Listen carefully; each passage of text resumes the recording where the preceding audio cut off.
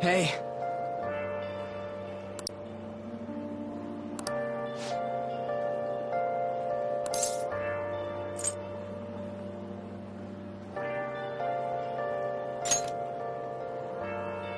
Oh, man.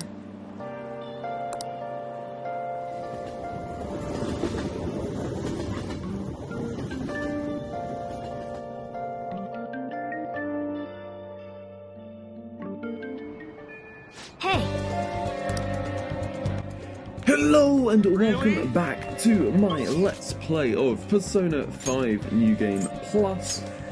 In this episode we are going to send the calling card, which is going to set in motion the events that will lead to the end of this first major portion of the game, the first palace section of the game.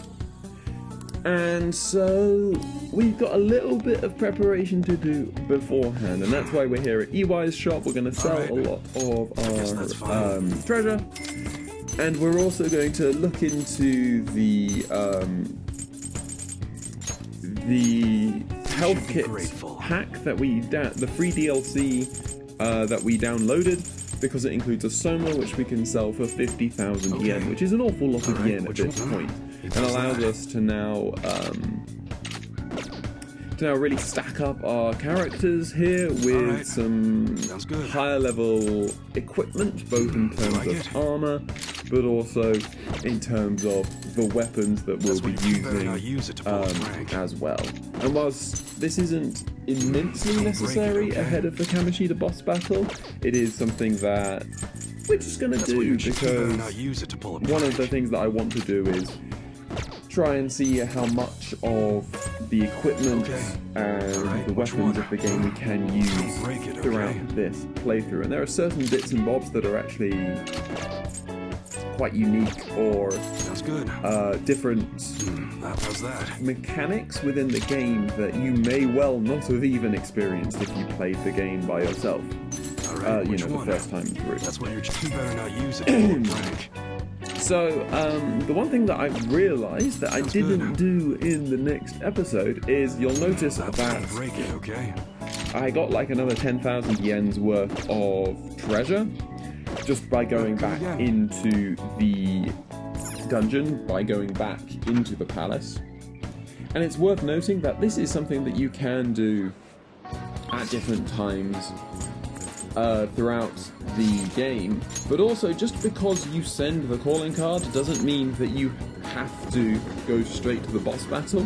You can mess around inside the palace and grind a little bit more to either gain levels, or also to get a bit of money from the items that drop throughout the palace. And that is something that I don't really take advantage of, because largely you don't require all of your HP and SP, or especially the SP. You usually don't require it all when you go through the boss battles. It's finally time. Are you ready?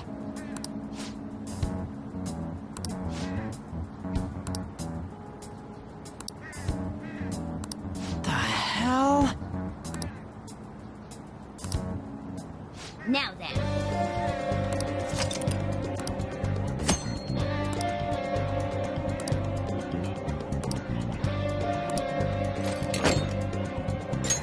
Kamoshida! That bastard's going down!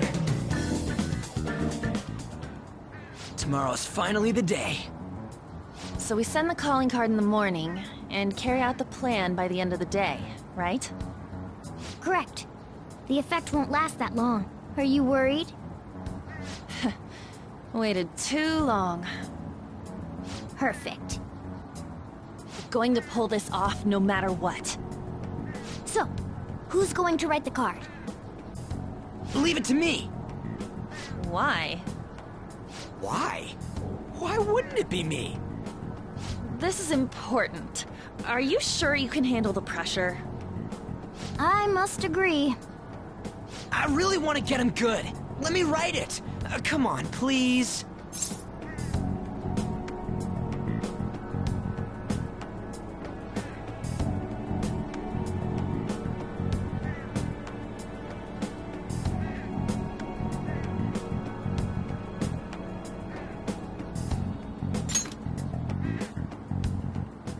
Yeah, I got this.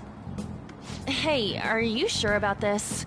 If they find out our identities, all this work will be for nothing. I know. All right then. Tomorrow it is. You'd better not slack off on this.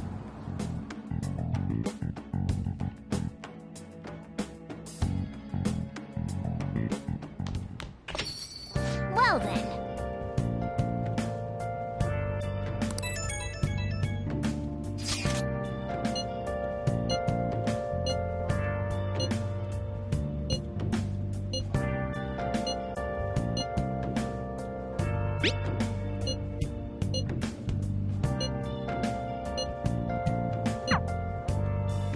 Okay, so now having sent the calling card, we are here back at LeBlanc, and as I mentioned in the last episode, we are very limited in what we can do at this point.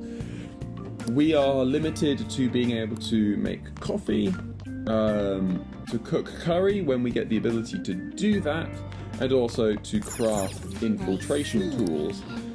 And so the reason that I've been going around buying lots of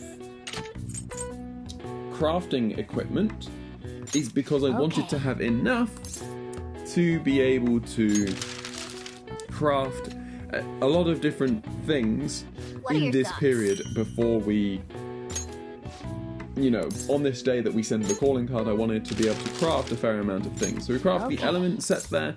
I'm going to craft a whole bunch of lockpicks to the point where I think we won't need any more lockpicks. What are your thoughts? Specifically, we won't need any more lockpicks until later on, where you can actually you can actually make an unbreakable lockpick that will unlock all future chests, which is always very useful. But again, there is a trophy for crafting one of every single item, and so whilst we're crafting lockpicks here, I'm also thinking about wanting to craft some of those other items that you can use within the palaces. Obviously, I've already crafted Stealthanols, but we have stuff like smoke screens and Goho-Ms that we might not necessarily be able to right now, but we can craft later on. And you'll notice here that I've actually get pretty lucky as we get a couple of not bads from Morgana. I don't know if they're more likely to happen if you have higher proficiency, but you know, being able to do all of this crafting at a relatively high proficiency level means we do just get this chance to craft a lot of different things and really make the most of this particular time slot. Because otherwise, when you're only crafting 2 or 3 lockpicks, it can be a bit tough. Anyway, I hope you'll join me on the next episode, where we will take on the palace for the final time.